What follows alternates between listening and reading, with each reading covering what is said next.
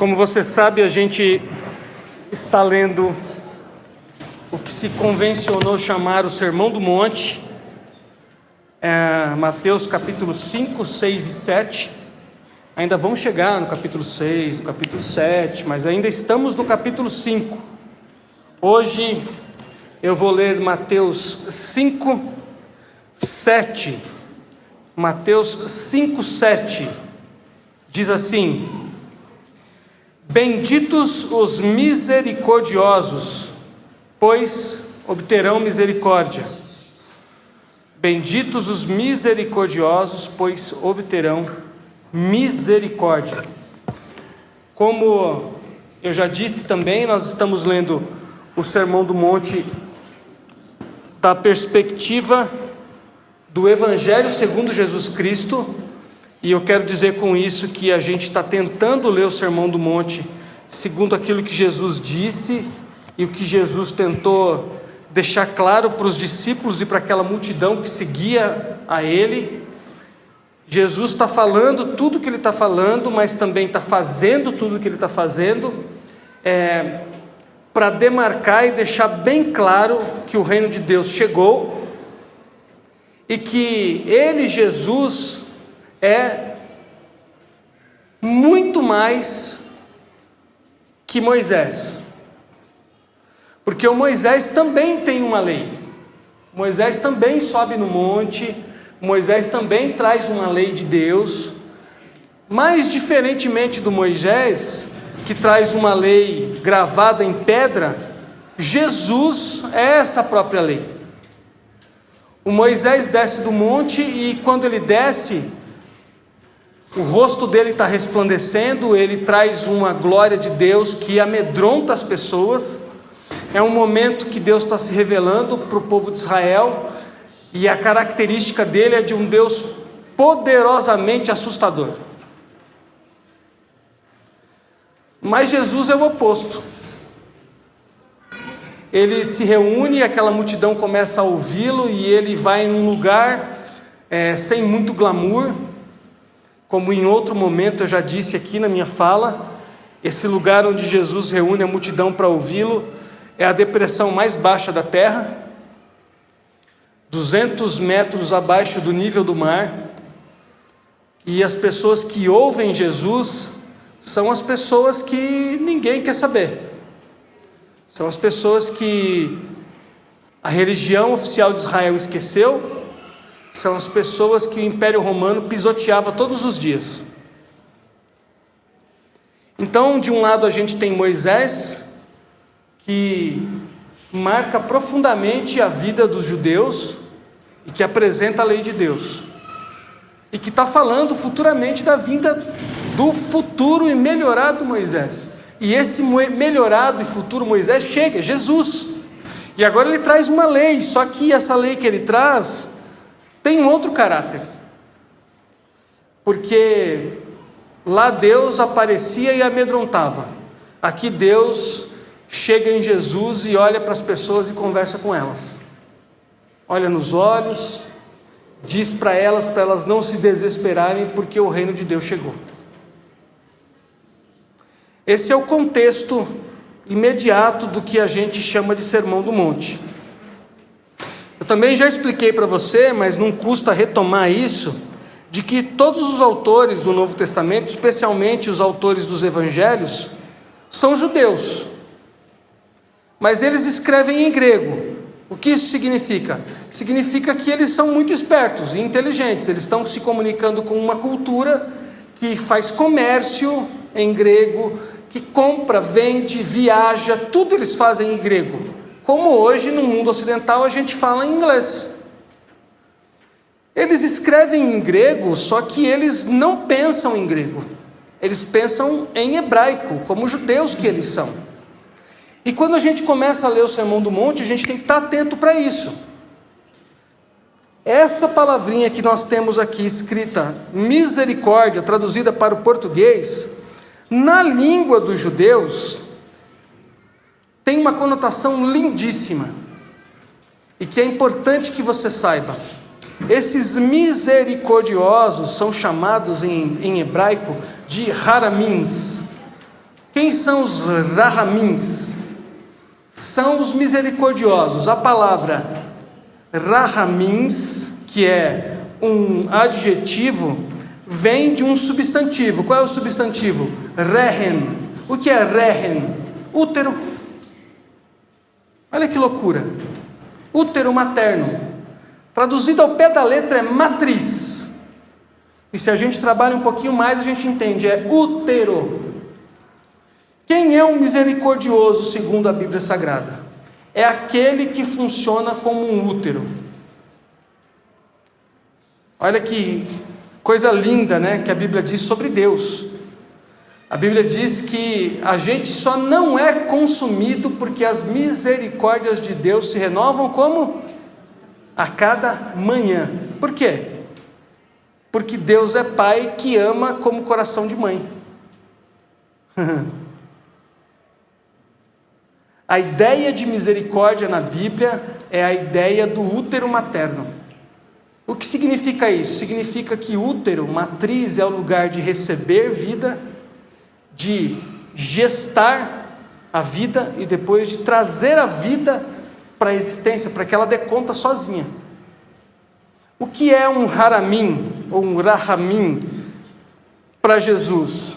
É alguém que funciona na lógica do reino de Deus. E na lógica do reino de Deus, nós devemos ser pessoas que acolhem a vida, que cuidam da vida e que fazem a vida andar por si mesma.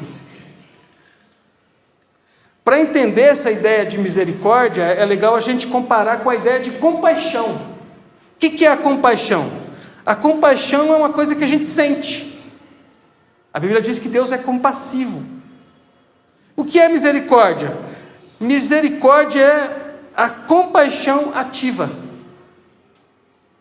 Se a compaixão é uma coisa que a gente sente, a misericórdia é uma coisa que a gente faz. Adiantaria a gente ler assim na Bíblia? As misericórdias do Senhor são a causa de Ele não ficar chateado com a gente e depois Ele passar o fogo e matar todo mundo. Não. Mas o texto diz assim: as misericórdias do Senhor são a causa de nós não sermos consumidos. Ou seja, a misericórdia é um movimento, uma compaixão ativa, é algo que eu faço.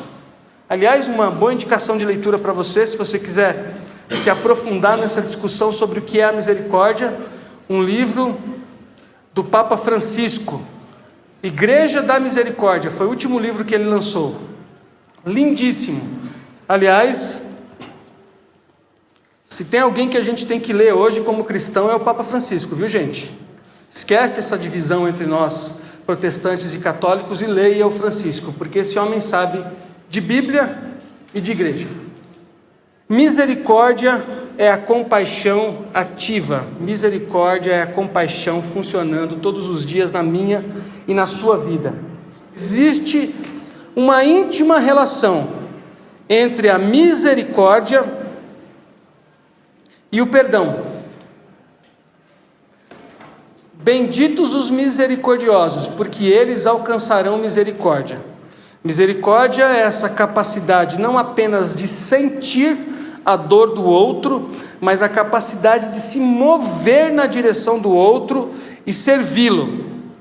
Exemplo: misericórdia e perdão andam de mãos dadas. Veja que interessante. Se alguém me fere, alguém me faz um mal, e eu não sou misericordioso, qual é a minha tendência? Devolver o mal que me foi feito na mesma moeda. Se eu sou misericordioso, eu perdoo, porque eu faço o exercício de entender o que levou aquela pessoa a me ferir. A pergunta importante é: o que tem mais probabilidade de fazer o violento sair da violência? A justiça ou a misericórdia? Se o Lucas me fere e eu uso a justiça para devolver ao Lucas o ferimento que ele me causou, a chance de o Lucas deixar de ser um homem violento é maior ou menor?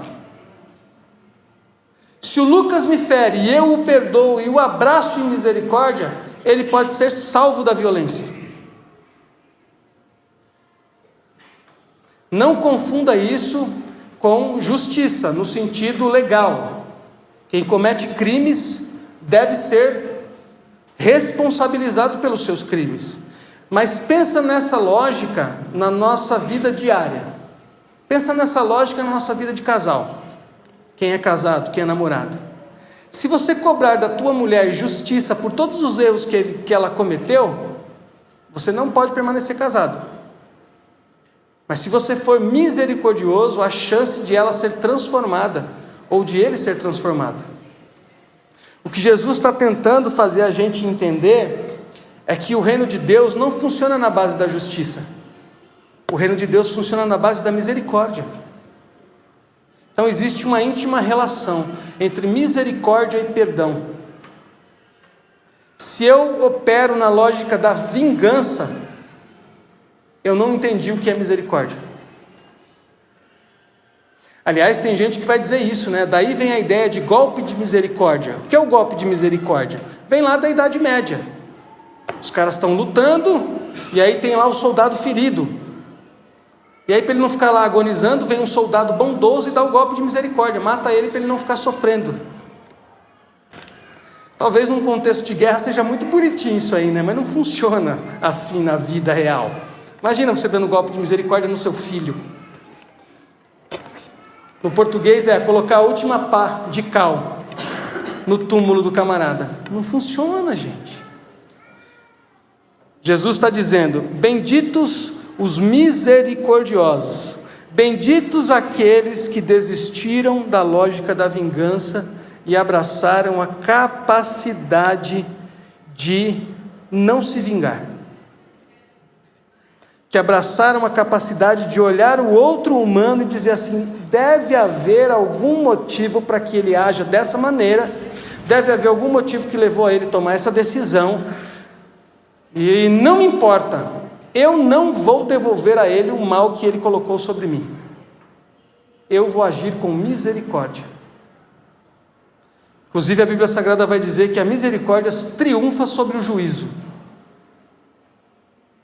O que a gente faz com isso? A misericórdia triunfa sobre o juízo. Uma história muito interessante que o pastor Russell Shedd conta em um dos livros dele, é que um dos assassinos mais procurados em Singapura foi preso. E toda a imprensa comemorou a prisão desse assassino, as pessoas nas ruas falavam sobre o assunto, e um pastor resolveu ir visitá-lo, dias depois da prisão. E nesta primeira visita, ele entrou na cela e sentou diante daquele assassino, e olhou para ele e começou a falar do amor de Deus para ele. E o assassino mirou bem no rosto dele, e cuspiu no rosto dele. Ele tirou o óculos, limpou o rosto, levantou e foi embora. No dia seguinte ele voltou, sentou na frente do assassino mais uma vez, e começou a falar do amor de Jesus para ele. E aquele homem olhou para ele de novo, com aquele rosto cheio de ira, de mágoa, de violência, e encheu a boca de novo e cuspiu nele novamente. Ele se levantou, limpou o óculos novamente, desejou um bom dia a ele, foi embora. Terceiro dia, sentou-se de novo na frente do assassino, terceira cusparada, quarto dia, quinto dia, sexto dia, sétimo dia, oitavo dia. Passaram-se 30 dias, um mês, tomando cusparadas na cara. O pastor decidiu: cheguei no meu limite. 2 dias depois ele recebe um telefonema da cadeia. Aquele prisioneiro, assassino, condenado à prisão perpétua, queria ver o pastor. E aí o pastor vai até lá, e o homem pergunta assim para ele: o que fez o Senhor vir aqui durante 30 dias tomar cusparadas na cara de mim, um homem que não merece estar vivo? E aí o pastor aproximou-se dele, colocou a mão na nuca dele e ficou bem de frente para ele e disse assim: a misericórdia de Deus. E naquele dia, aquele homem se converteu. E o pastor Shed conta isso em um dos livros dele, e quando eu li aquilo, eu fiquei pensando, nossa, o que isso significa, né? Qual foi a conclusão que eu cheguei? Misericórdia.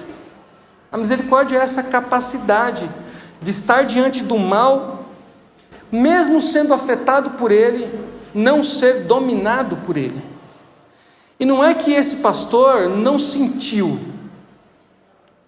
Eu sei quem joga futebol aqui, no futebol acontece isso. Os meninos sabem como é que é. De vez em quando o negócio esquenta e tem umas pesadas, uns tapas, uns empurrões, e de vez em quando sai cuspe mesmo. Se tem um negócio que deixa um cara perdido no campo de futebol, na quadra, é quando alguém faz isso. E aí eu fiquei pensando nessa ilustração, nessa história verídica. Que coração era deste homem que durante 30 dias retornou sabendo que ia ser cuspido na cara? E não é que eu estou dizendo para você assim, se prepare, porque você vai sair daqui e alguém vai cuspir na sua cara. Deus te livre disso. O que eu estou dizendo é esse tipo de fruto que Deus espera de nós. Esse pastor aqui em Singapura foi útero. Ele foi capaz de gerar vida, porque ele foi capaz de acolher um ser humano perdido. Uma sociedade inteira estava comemorando porque ele seria morto. E um homem disse assim: não, dessa vez a morte não vai vencer, eu vou lá. Ele resistiu por 30 dias. A minha pergunta é: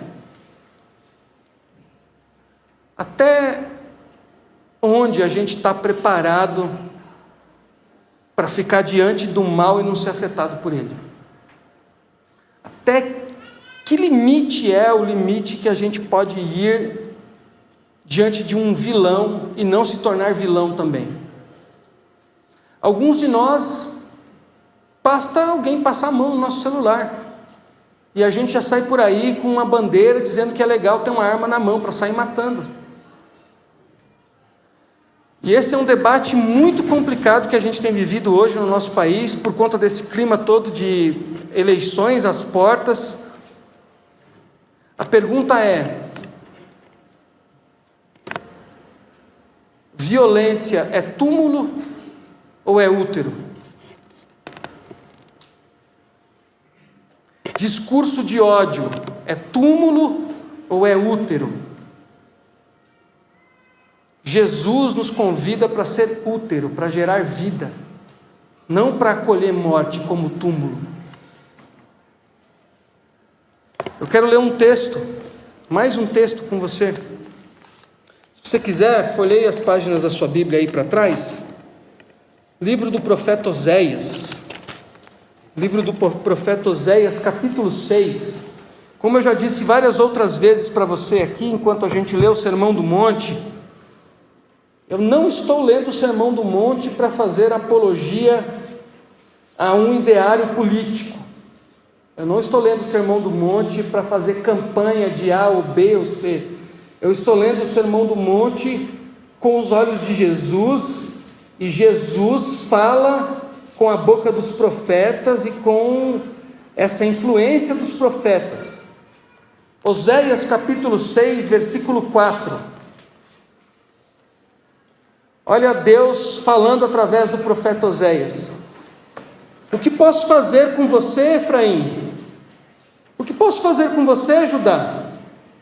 Seu amor é como a neblina da manhã, como o primeiro orvalho que logo evapora. Por isso, eu os despedacei por meio dos meus profetas. Eu os matei com as palavras da minha boca. Os meus juízos reluziram como relâmpagos sobre vocês. Pois o que desejo é misericórdia e não sacrifícios, conhecimento de Deus ao invés de holocaustos. Deus está usando o profeta Oséias para dizer assim: não aguento mais os cultos de vocês, porque vocês fazem culto, mas não têm misericórdia, porque vocês prestam o holocausto era aquele tipo de oferta que o judaísmo pedia, em que a carne do animal era totalmente queimada, como símbolo de que todo o pecado estava sendo pago, que era redenção total. E Deus está falando através do profeta, dizendo assim: olha, eu despedacei vocês pelas minhas palavras, usei os profetas para dizer a vocês que eu não quero mais esses rituais, porque ao mesmo tempo que vocês fazem os rituais de vocês, vocês andam por aí desejando a morte das pessoas. Eu não quero holocausto, eu não quero culto, eu não quero música, eu quero misericórdia. Ou seja, meus irmãos, a vida de adoração que Deus espera de nós não tem a ver com música. Eu não estou falando que música não é importante, eu estou falando que o que é importante é a vida ser uma adoração a Deus, e a adoração a Deus tem a ver com ser capaz de produzir vida e não morte. E aí você me pergunta assim: mas pastor, o que isso tem a ver com a minha segunda-feira? Tudo. Repensa os teus posicionamentos. Se você ainda acredita que uma nação pode ser construída com violência, meu irmão, em nome de Jesus, repensa isso. Repensa isso. Se há no teu coração ainda esse medo terrível de bandido, peça para Deus curar você do medo que você tem da violência, mas não acredite que ter uma arma na mão vai resolver o teu medo de violência, porque não vai te dar mais medo ainda, e é capaz que você perca a cabeça e seja um assassino também. Reveja, você foi chamado por Jesus para ser lugar que gera vida, não que provoca a morte. Todo mundo sabe o que aconteceu na última quinta-feira.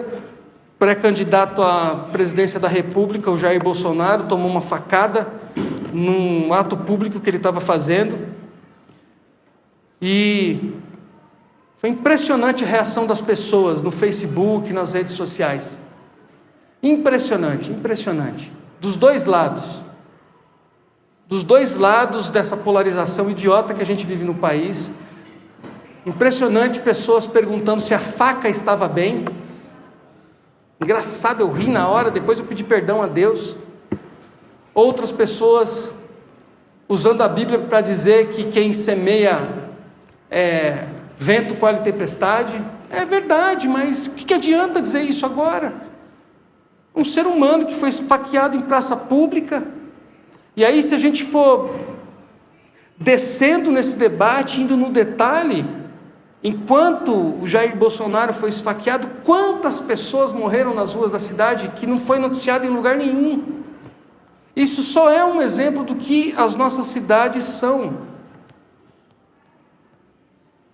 E aí, o sistema que a gente criou vai fazendo a gente ficar com medo, e vai fazendo a gente acreditar que o Estado não vai conseguir proteger a gente, e a gente tem que comprar arma mesmo e sair atirando em todo mundo.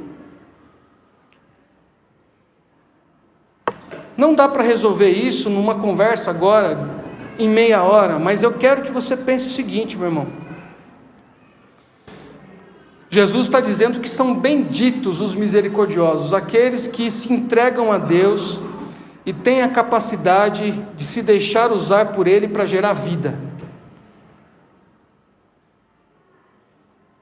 E o meu convite é que, quando chegar aquele grande dia que Jesus vai nos chamar pelo nome, eu e você sejamos contados entre as pessoas que geraram vida. Eu não quero ser contado entre os assassinos. Não quero. E eu não vou deixar minha cultura me levar por esse caminho. E eu Com o tempo a gente vai conhecer melhor, você vai saber um pouco da minha história, e eu tinha tudo para que a minha história me levasse para a cultura da violência. Todo mundo tem seus motivos para se defender. Todo mundo tem seus motivos. Mas o meu apelo é que a gente seja um lugar que gera vida e não morte. Que a gente continue fazendo os nossos cultos, as nossas celebrações, que a gente continue cantando, mas que seja mais que isso. Há muitos misericordiosos entre nós. E se você é um misericordioso, você vai entender o que eu estou dizendo. Continue marchando, porque Jesus sustenta você. Continue caminhando, porque você vai receber misericórdia quando você precisar. Você que ainda pensa na lógica de justiça punitiva, põe a mão na tua cabeça e no teu coração. Repense, porque a lógica do reino de Deus não é de punição. A lógica do reino de Deus é de redenção pela misericórdia. O mundo que Deus sonhou é um mundo onde os transgressores e pecadores são salvos. Não é um mundo onde os pecadores e transgressores são destruídos. Fosse assim, você não estaria aqui. Porque lembre, meu irmão, minha irmã, Deus não faz acepção de pessoas, nem para o mal, nem para o bem. Deus não faz conta pecadinho, pecadão. A graça de Deus foi derramada sobre toda a humanidade. Quando Cristo é erguido na cruz do Calvário, toda a humanidade está incluída, ou seja, o sol nasce sobre bons e maus, justos e injustos. A grande diferença é que alguns, por mais oportunidade, conseguem andar melhor, outros por menos oportunidade não. Alguns fazem boas escolhas, outros fazem más escolhas. Nós tivemos a graça e a misericórdia de Deus de fazer boas escolhas, e o nosso papel aqui é convidar outros a fazerem boas escolhas também. Mas isso só é possível quando a gente entende que é lugar de vida e não de morte. Fiquei muito emocionado quando acabou o louvor e a Nini orou, e ela falou exatamente isso, que o mundo possa ver na gente, em nós, esse povo. É isso que Jesus está tentando dizer, e na continuação do Sermão do Monte ele vai especificar mais isso. Ele vai falar sobre ser sal da terra e luz do mundo, vai falar sobre mostrar boas obras. Não dá para resolver a questão do nosso mundo com uma arma na mão. Também não dá para resolver com oração. Vou repetir. Não dá para resolver com arma na mão, mas também não dá para resolver com oração. Então o que a gente faz? Larga a arma, ora e procura construir um tipo de cultura onde a justiça, a misericórdia e o amor fazem sentido. Porque se a gente ficar só orando e não mandar os nossos jovens estudarem direito, não funciona. Se a gente ficar só fazendo culto e não tiver nenhum jovem nosso que queira ser policial, para entrar no sistema policial e fazer diferente, também não adianta. Porque se a gente ficar só fazendo culto e estudando a Bíblia e não tiver ninguém para dar aula de matemática, a Bíblia não ensina matemática, mas as crianças precisam aprender matemática. Ou seja, o Evangelho é um projeto de sociedade. O Evangelho é um projeto de sociedade. Mas ele começa com essas perspectivas de vida e não de morte. Por isso eu quero repetir. Como você se entende quando você olha para você mesmo? Você está mais para túmulo ou para útero? Túmulo, discurso de ódio, desejo de morte do opositor, bandido bom é bandido morto, pecador tem que ir para o inferno, Discurso de vida, útero. Senhor, tem misericórdia do bandido. Dá uma chance para ele descobrir que tem um outro jeito de viver que não é a violência. Útero. Senhor, tenho recurso, tenho inteligência e tenho tempo. Me coloque em algum lugar onde eu possa fazer a diferença, que seja na vida de uma pessoa. Uma pessoa. Você mudar o Brasil, você mudar a vida de um. Naquele grande dia, Jesus vai olhar para você e vai falar o nome dessa pessoa e você vai entender o que ele está falando. Igual a minha professora Sandra de Educação Física, que tinha um olho no peixe e outro no gato. Vesguinha. Olhou para mim e falou assim: vou ter paciência com você, menino. Vou ser misericordioso com você. Imagina, uma professora de Educação Física ensinando matemática. Ficou ali comigo, ó, anos e anos. Os outros professores me odiavam, queriam me ver morto. E ela, eu faltava na escola, ela ia na porta da minha casa. Enxergou uma pessoa. Se responsabilizou por uma pessoa. E eu estou aqui hoje. E a maioria dos meus professores, nessa época do primário, eram todos crentes, todos cristãos. A maioria da Igreja Batista. Tá bem que eles não eram presbiterianos, hein, pessoal? A maioria da Igreja Batista. E sabe o quê? A professora Sandra, ela era um pária na escola. Por quê? Ela era homossexual e vivia com outra mulher. Ela sentava sozinha na mesa dos professores na hora do café. Quando ela me levava para a sala dos professores para me ajudar a fazer lição, eu sempre via ela sentada num cantinho sozinha e todos os outros professores de Deus juntos, falando de devocional, da Bíblia, como foi o culto, e ela sozinha. Mas quem estava cuidando do menino revoltado era ela, professora Sandra. Aqueles professores estavam todos os santos domingos na igreja, sabiam a Bíblia de cor e salteado, mas não foram útero. Não foram útero, não geraram vida. Então, meus irmãos, benditos são os misericordiosos, porque eles alcançarão misericórdia. Quem vive como útero gerando vida, gera vida ao seu redor. Quem vive como túmulo, gera morte ao seu redor. Eu escolhi, eu quero gerar vida. E eu quero que ao meu redor seja sempre um jardim. Feche seus olhos, vamos orar.